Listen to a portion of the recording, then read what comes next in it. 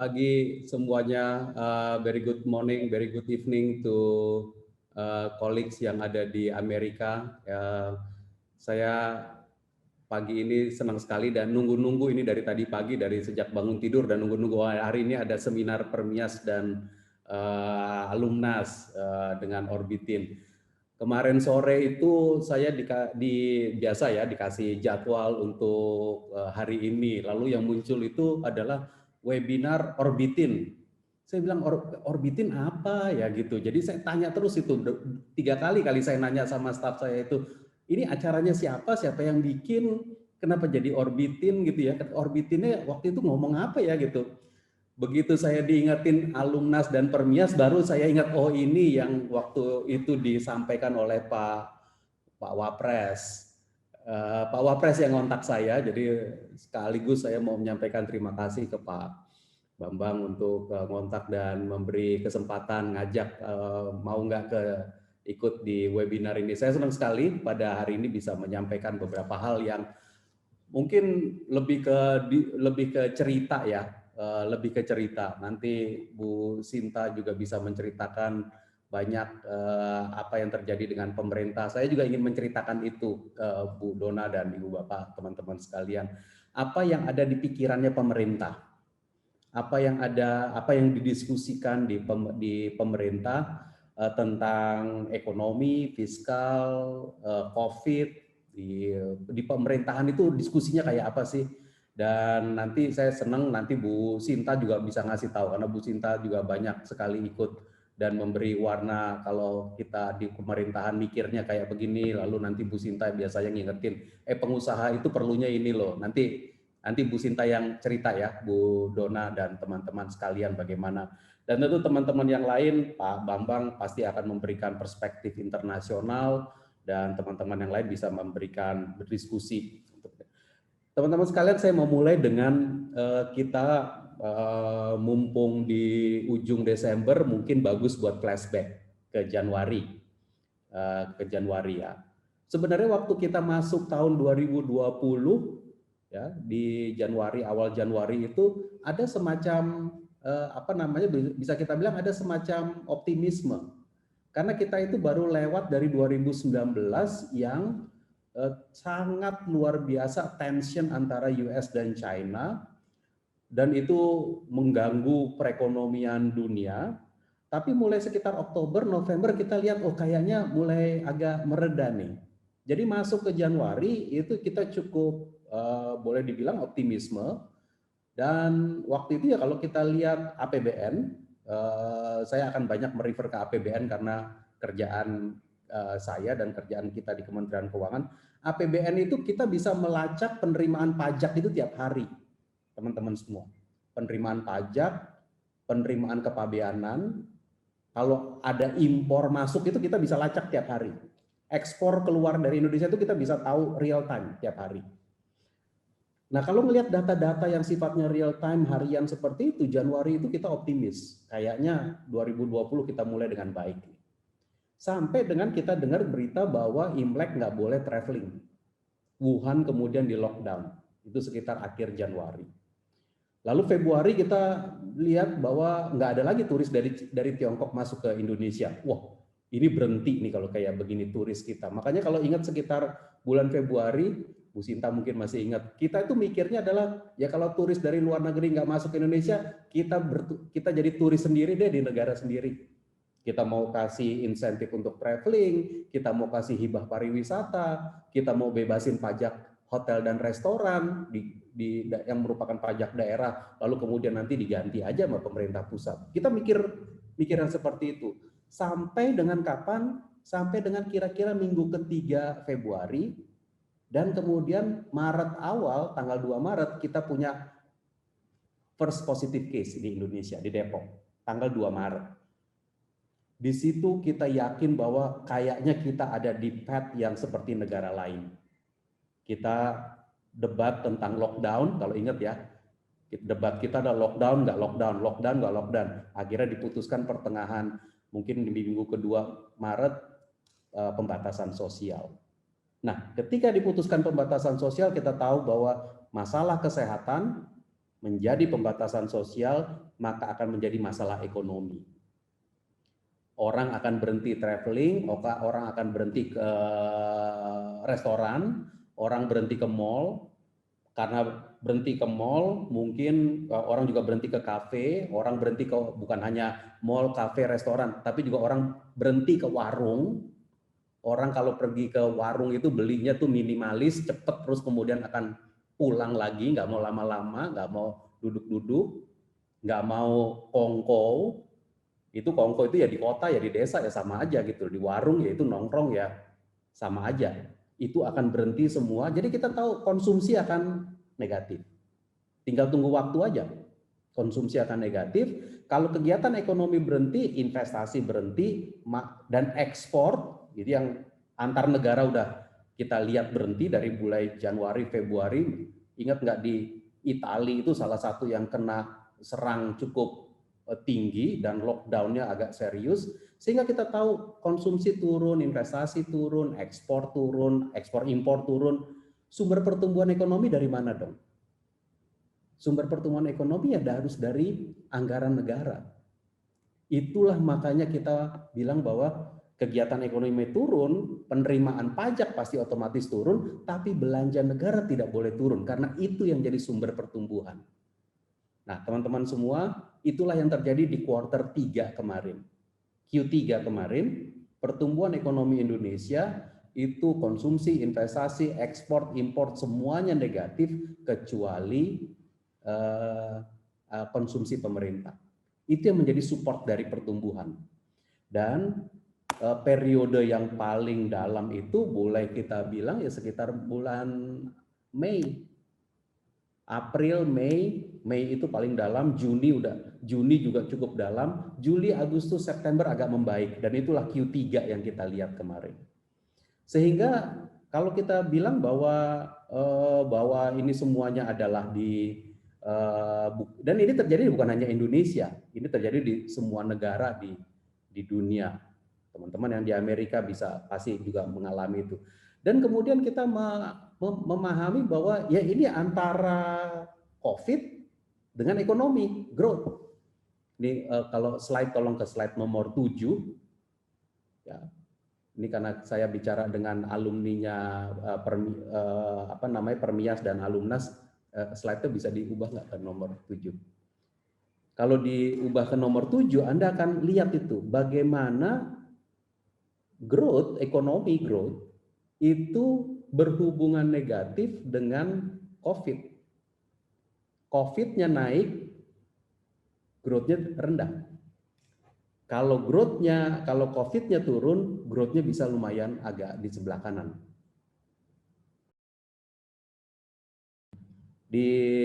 Belum bergerak nih slide-nya nih. Teman-teman yang megang slide tolong ke slide nomor 7 supaya bisa dapat gambaran.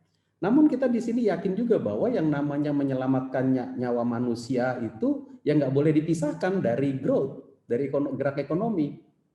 Ini bukan either or. Tapi kalau kita lihat di negara-negara di seluruh dunia, hubungannya itu ya memang negatif. Nah, Indonesia di mana? Indonesia itu quite balance. Kalau ini belum bergerak nih gambarnya. Kalau gambarnya bergerak, saya bisa tunjukin Indonesia is quite balanced karena Indonesia itu ada di tren yang nah ini dia nih. Jadi ya sumbu tegaknya ini adalah tadi saya dengerin judul tesisnya Bung Alvinsyah itu aku nggak ngerti itu barangnya apaan. Tapi saya yakin teman-teman yang seperti Bung Alvinsyah bisa ngelihat gambar ini deh. Meskipun nggak belajar ekonomi, tapi pasti ini gampang dilihat. Sumbu tegaknya itu adalah cumulative deaths-nya COVID. Makin tinggi ya makin jelek berarti ya, per 100.000 penduduk. Sumbu datarnya itu pertumbuhan ekonomi 2020, ini mungkin rata-rata semua sampai dengan kuartal 3. Lihat bahwa hubungannya itu negatif. Dan Indonesia itu ada di garis regresinya itu. Yang artinya Indonesia ya kurang-kurang norm lah. Normnya itu. Nah kita lihat yang kelompok di sebelah kiri atas itu ya, Italia, Argentina, UK, France, Meksiko, wow itu tingkat kematiannya tinggi. growth-nya kena hantam ke sebelah kiri itu. Minusnya itu, ya, minusnya itu kan di sebelah bawah itu minus semua itu ya, praktis minus semua. Minusnya itu ya di sekitar 10, 11, 12 gitu.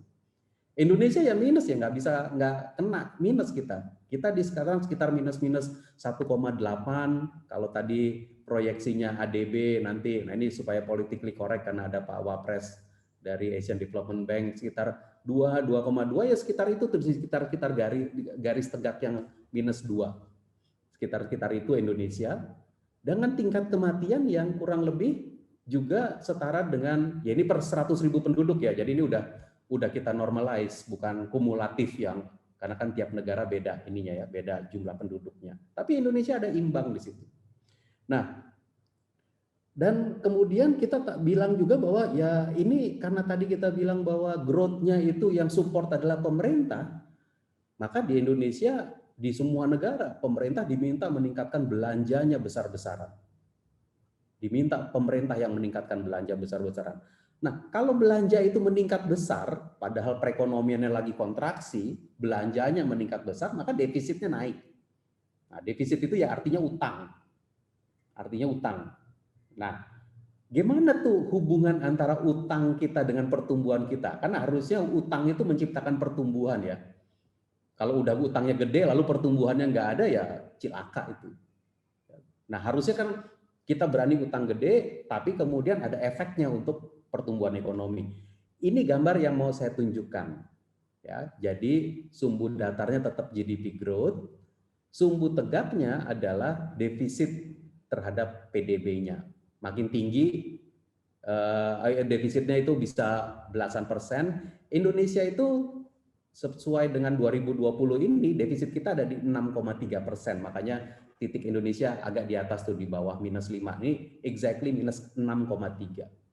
Dengan GDP growth di sekitar sekarang minus 1,8, atau Pak Bambang nanti bilang itu minus 2, ya oke, kita terima di sekitar minus 2. Ya. Tapi kita bandingkan, kan the point adalah bukan the exact numbers, tapi look at Indonesia in the whole landscape of the world. Karena kan COVID ini kan dialami oleh semua di dunia. Kita memiliki fiskal defisit yang relatif rendah ya, jadi agak di atas. Kita bukan di levelnya minus 20% defisitnya, bukan di level kayak Amerika hampir 20% atau Kanada di sekitar 20%, atau Jepang, Brazil, UK. Tapi kita berhasil menahan supaya kontraksi ekonomi itu juga jangan amblas ke 10, 11, 12%. Ini delicate balance. Dan ini yang bukan dikontrol, dicoba dicari balance-nya terus oleh kebijakan fiskal, kebijakan APBN, kebijakan moneter, kebijakannya Bank Indonesia, dan juga kebijakan-kebijakan sektor real.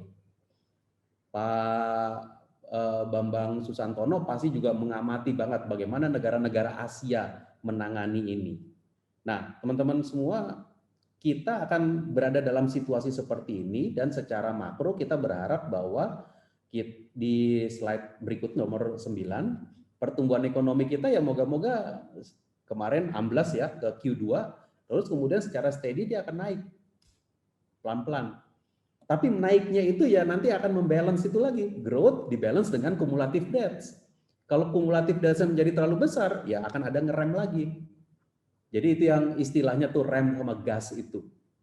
Karena masalahnya ini sekarang bukan strictly masalah ekonomi kayak 2008 atau 1998. Ini masalah kesehatan. At the core of the problem is the health problems. Selama masalah kesehatannya kita nggak bisa solve dengan tuntas, ya perekonomiannya akan terlalu cari imbangan-imbangan itu.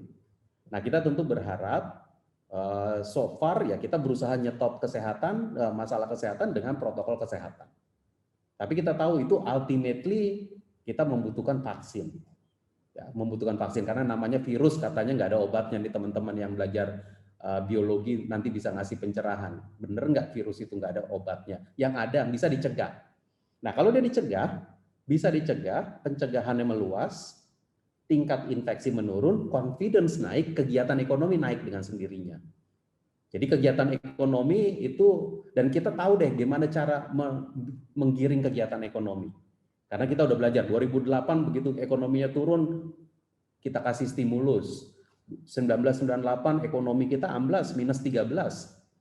Kita kasih stimulus, kita tahu persis gimana caranya. Tetapi kesehatannya harus at the core of the problem. Nah ini teman-teman sekalian, kalau kita lihat pertumbuhan negara-negara lain, itu ya Indonesia itu yang di blok agak ungu di bawah, kita di sekitar 1,5 sekarang, mungkin nanti Pak Bambang bilangnya -2, ya nggak apa-apa, ya sekitar itulah.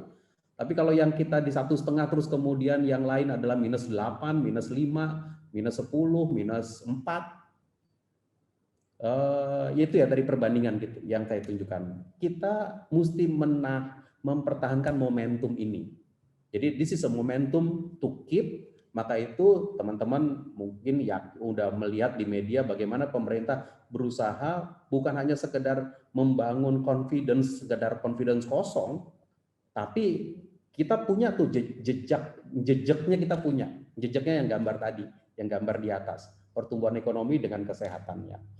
Lalu kemudian kita coba kita teruskan ke depan, ke luar. Nah, kalau secara teknikal ada beberapa macam-macam yang bisa ditunjukkan di dalam gambar. Namun saya mau menyampaikan aja ke depan, mungkin pertanyaannya adalah, so what is the game changer? What is the game changer of this situation? Saya udah mulai sebut tadi. Game changer yang pertama adalah protokol kesehatan, yang meliputi ya protokol kita ya, pakai masker dan jaga jarak, cuci tangan, batasi sosial dan seterusnya. Tapi dan nanti game changer berikutnya adalah vaksin, yang pasti teman-teman juga mengikuti di media massa berbagai macam diskusi kita, dan Indonesia jelas kita ada di dalam diskusi untuk mendapatkan vaksin tersebut. Karena Indonesia negara segini gede, segini besar, nggak mungkin kita mendapatkan herd immunity hanya dengan, nah, tapi kalau 2020 game changernya adalah pemulihan ekonomi nasional yang mungkin saya nggak elaborate terlalu dalam lagi. Tapi saya itu ingin mengelaborate ya game changer kita yang lain yang ke depan. Tadi protokol kesehatan dengan vaksin itu nomor 1. Game changer yang kedua adalah menurut saya adalah reform. Dalam situasi seperti pandemi seperti ini, kita itu berusaha supaya jangan sekedar keluar dari pandemi itu survival. Jangan cuma sekedar survive. Jangan cuma sekedar selamat. Gitu. Ya kita pengen selamat, saya nggak mengatakan bahwa kita nggak mau selamat, tapi kita pengen selamat, tapi kita harus lebih dari itu. Kita dalam kesempatan kita lagi punya pandemi gini harus bikin pijakan baru pembangunan ekonomi Indonesia. Dan pijakan baru itu salah satunya adalah ditunjukkan dengan Undang-Undang Cipta Kerja yang kemarin disetujui.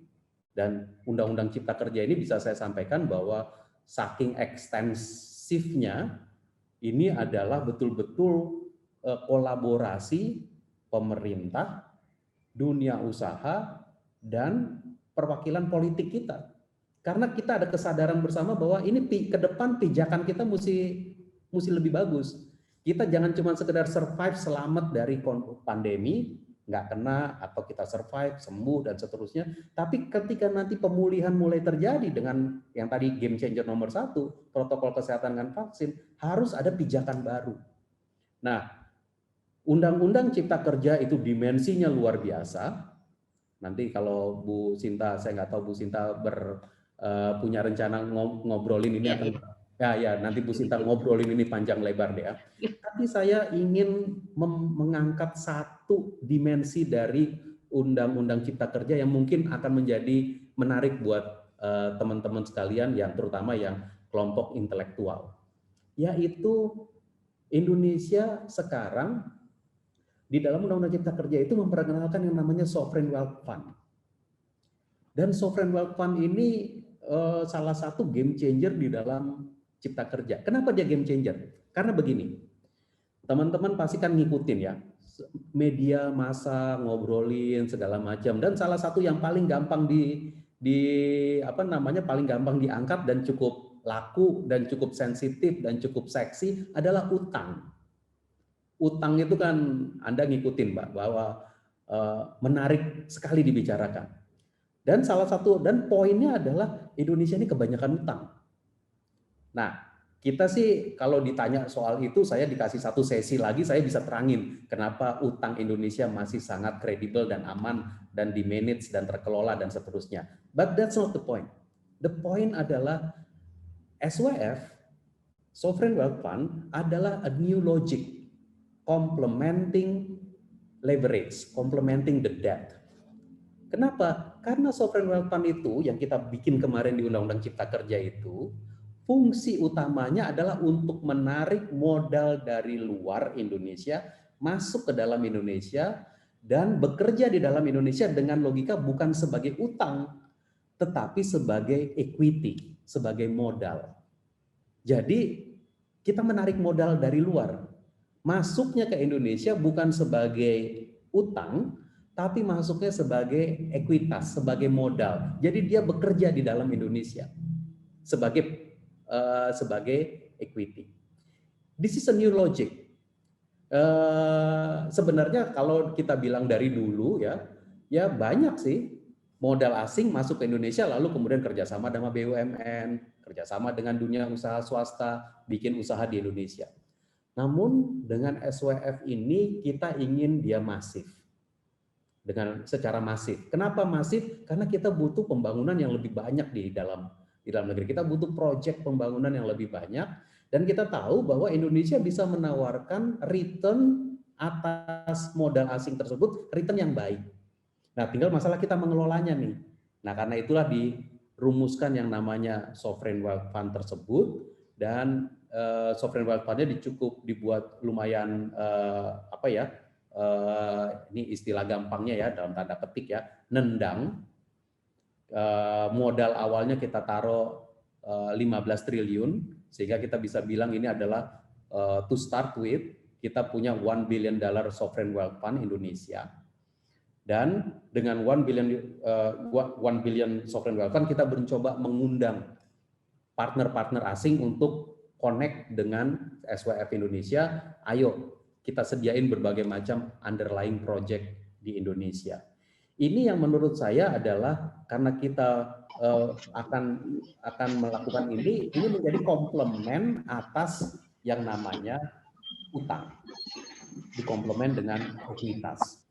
Ini teman-teman sekalian yang sekarang udah mulai kita buat, peraturan pemerintahnya sudah ada. Kalau mau yang ingin tahu SWF Indonesia kayak apa, peraturan pemerintah nomor 73 tahun 2020 masih GRAS, baru 2 hari yang lalu ditandatangan oleh Bapak Presiden, ada di situs-situs kita, dan kita lagi merekrut Dewan Pengawas.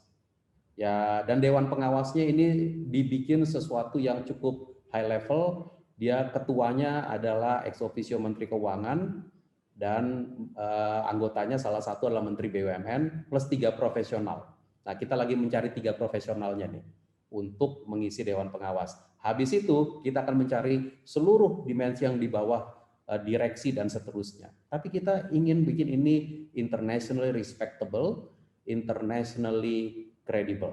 Karena ini this is the currency. Currency-nya adalah credibility dan juga international acknowledgement. Ini satu yang menjadi harapan kita sehingga kita bisa mempercepat pembangunan Indonesia. Kita keluar krisisnya, jangan kita sia-siakan hanya sekedar bertahan, bukan hanya survival, tapi membuat reform untuk ke depan. Nah, tentu banyak yang harus kita lakukan, teman-teman dari Alumnas, Permias, dan juga teman-teman dari Orbitin yang mendukung acara ini. Saya mengucapkan terima kasih. Moga-moga ini bisa menjadi bahan yang didiskusikan lebih lanjut nanti juga oleh teman-teman panelis. Terima kasih semuanya, salam sehat, tetap jaga kesehatan masing-masing, jaga kesehatan keluarga dan jaga kesehatan diri kita sendiri dan lingkungan. Moga-moga kita keluar dari krisis, kita keluar dari pandemi ini, tapi ya tadi, jangan cuma keluar, kita bikin reform yang baru untuk Indonesia yang lebih baik ke depan. Terima kasih semuanya, saya kembalikan ke Bu Dona. Terima kasih.